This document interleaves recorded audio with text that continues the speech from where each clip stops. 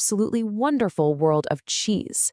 But I need you to forget everything you think you know, your average cheddar or brie, because the stories behind these cheeses are so out there, they're almost too crazy to believe.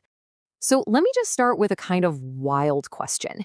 Is it even possible for a piece of cheese to be worth more than its actual weight in gold? I know, it sounds insane, but the answer, well, it just might change how you look at your next cheese board forever. We're actually going to start our adventure at the bottom of the list. But hey, when the cheapest cheese we're going to talk about is considered one of the most respected in history, you just know this is going to be a wild ride. So, our first chapter here is all about royalty, and believe it or not, a surprisingly simple tool that literally decides the fate of a multi-million-dollar industry. Okay, first up, meet Parmigiano Reggiano, rightly called the king of cheeses. Now, at around $40 a kilo, it's actually the most accessible luxury on our list today. But don't let that fool you. This stuff is so special, it's literally protected by Italian law. After it's aged for at least a whole year, every single wheel gets tested by an expert who taps it with this special hammer, just listening for any imperfections. Seriously, it's like a doctor checking a heartbeat, but for cheese. Just think about that for a second. Our starting point, our entry-level cheese, is one that needs its own legal team and a personal percussionist. Just imagine how much stranger things are about to get from here. Okay, so from the respected, we're moving on to the forbidden. We are now entering a world of cheeses that are literally banned from sale, but for some very, very different and, frankly, bizarre reasons. So on the one hand, you've got mimolette. It's banned here in the US because the FDA got a little squeamish about the microscopic cheese mites that actually help create its rind. And then, on the other hand, there's a poisse. It's a French classic that is so powerfully smelly, it is illegal to carry it on public transport in France. So one is banned for safety and the other, well, for public decency. Look, a cheese banned for mites, another one for its smell. That's one thing. But this next one, it is on a whole different level of forbidden. It's banned by the entire European Union because it's actively, wrigglingly alive. Yep, this is kazoo marzu. It's a traditional Sardinian cheese where the makers intentionally introduce the larva of the cheese fly. I'll just give you a second to let that sink in. Yes, live maggots. Welcome to your Casu Marzu survival guide. So get this, the larvae's digestion process is what makes the cheese incredibly soft and creamy. But here's the catch. If you open it up and the little guys are dead, the cheese has gone toxic. And if that's not enough, these larvae can jump up to 15 centimeters. That's like 6 inches. It's why some people actually wear safety goggles when they eat it. This isn't just cheese, it's an extreme sport. All right, okay. Deep breaths, we've survived the living cheese.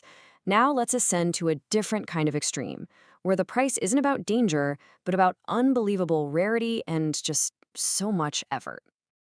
Our next story starts right here with 25 liters of milk. But this isn't just any old milk, you guys. This is milk from a very rare breed of Balkan donkey. In those 25 liters, all of that effort gets you just 1 single kilogram of cheese. 1. The yield is it's unbelievably tiny, which is exactly why that 1 kilogram of poule cheese, which is what it's called, costs a cool $1,000. It is made on only one farm in the entire world, making it one of the absolute rarest cheeses on the planet. So, we've gone from rare to just sheer power. Let's talk about Cabreles. It's a Spanish blue cheese that's aged in mountain caves. One food critic said it is so intense that a single teaspoon of it can completely transform an entire dish. That's not just flavor, people. That's a force of nature. And that kind of intensity commands a very, very high price. At a recent auction, one single wheel of this cheese sold for 30,000 euros. I'm not talking per kilo, that's for the whole wheel. We're in the world of high-stakes cheese collecting now. 30,000 euros. That seems impossible to top, right? Well, you might want to prepare yourself. We finally reached the final act. This is the story of the $100,000 secret. We've seen kings, hammers, government bans, and jumping larvae.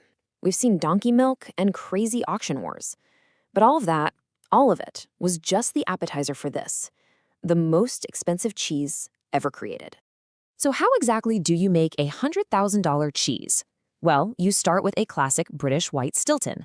Then you infuse it with a rare, vintage champagne liqueur. And for the final, most decadent touch, you mix in flakes of real, edible 24-karat gold. And this right here gets to the heart of everything. On one side, you have a cheese that costs $100,000 a kilo. On the other, a regular Stilton that you could pick up for maybe $5. And here's the punchline. Nutritionally, they are exactly the same. Identical. You're not paying for nutrition. You're not even really paying for taste. You are paying for the gold. And that really brings us to the main takeaway from this whole journey. From the hammer-tapped king to the gold-flecked Stilton, the real value, it isn't just in the cheese itself. It's in the tradition, the risk, the rarity. It's in the story. So I'll leave you with this question to chew on. When it comes to true luxury, are we really paying for a flavor we can taste on our tongue or for an incredible story we can tell our friends? What do you think?